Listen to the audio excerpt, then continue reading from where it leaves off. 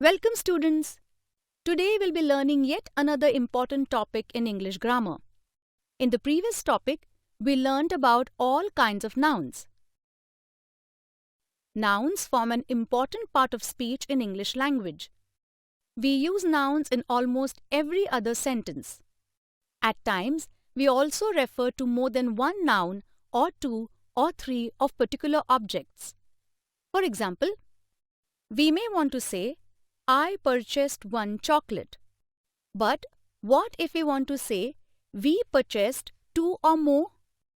When we use the word chocolate, it strictly refers to one chocolate only. However, if we want to refer to more than one, we use the word chocolates. By adding the letter S and using the word chocolates, we can talk about any number of chocolates. Nouns like chocolate are given a number with which we could refer to either one or many of which noun we talk about.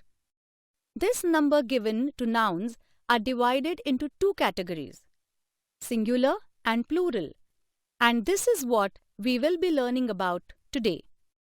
The concept of singular and plural nouns is very simple. A noun may be either singular or plural. When a noun refers to only one person, place or thing, it is singular in number. For example, potato, glass vase, apple, elephant, knife, pen. Here, we are only referring to one of these objects. Hence, these nouns are singular in number. Next, we will learn about plural nouns. When a noun refers to more than one person, place or thing, it is plural in number. The plural of these nouns would be potato, potatoes, glass vase, glass vases, apple, apples, elephant, elephants, and knife, knives, pen, pens.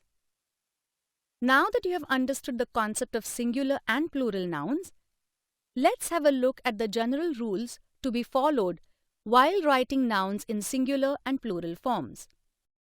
The first rule is that the plural of a noun can be formed by adding s to its singular form. The plural form of words like book, chair, wall, orange would be books, chairs, walls, oranges. We have simply added s to the singular form of the noun. Now, we move on to rule number 2. We may use nouns ending with letter S, bus, class, letter X, box, fox, letter Z, buzz, letter CH, bench, trench, letter SH, bush. We add ES to such nouns to make them into plural nouns. Let's move on to rule number 3. We have also come across nouns that end with the letter Y, like key or army. In such cases, we need to look at the letters before the letter Y and judge whether it's a vowel or a consonant alphabet.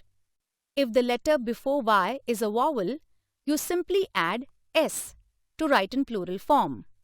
For example, day, days, toy, toys. If the letter before Y is a consonant, you remove the letter Y and add an IES to write the noun in plural form. For example, baby, babies, fly, flies, sky, skies, duty, duties. The last rule refers to nouns ending with letters F or FE. When a singular noun ends in F or FE, the plural nouns are formed by changing F or FE into V and adding ES to it. Consider the following words. Life, calf. The word life ends with the letters FE, whereas the word calf ends with F. To write these words in plural form, you must first remove the letters F or FE and replace it with V. Now we add es to these words to make their plural forms. Look at the other examples on the screen. However, students, there are some exceptions to rule number 4.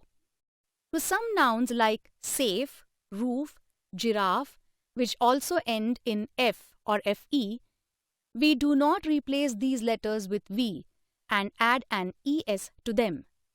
Instead, we simply add letter s to write these words in plural form.